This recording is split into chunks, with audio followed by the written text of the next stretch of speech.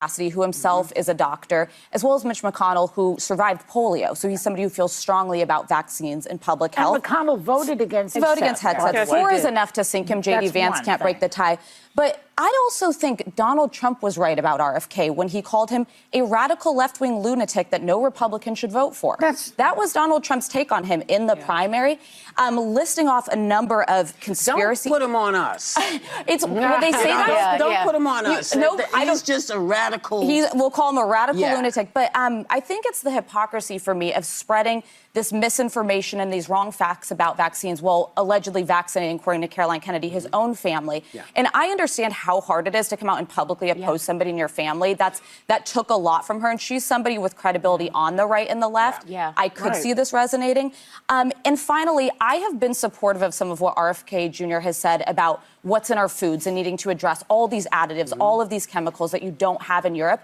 But I don't think he's the only person who can do that. Most Americans are coming around to that perspective. So why not put in somebody that doesn't have the baggage, that hasn't spread conspiracy theories, who wants to tackle those things, and happens to be credentialed to run Health and Human Services? Well, you also have to, when you mention that she doesn't come out and speak a lot, Caroline Kennedy, you always have to gut check in this day and age when you're watching something, because there's always, a different source that says this. I often say, let me watch it myself and see what I think.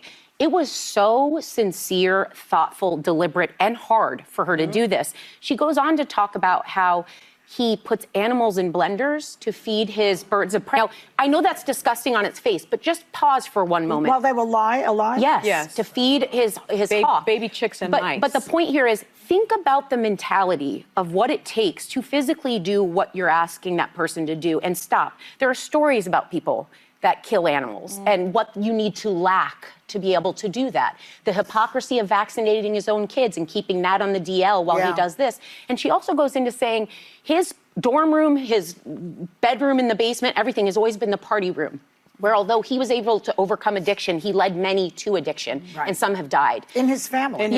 So you look at the whole picture, and then you ask yourself, because I too agree with going back on big pharma and also removing things from our food, but the cost is too great with him. And that's what I hope people pay attention to, and they don't fall in party lines, because this man seems dangerous. They all do.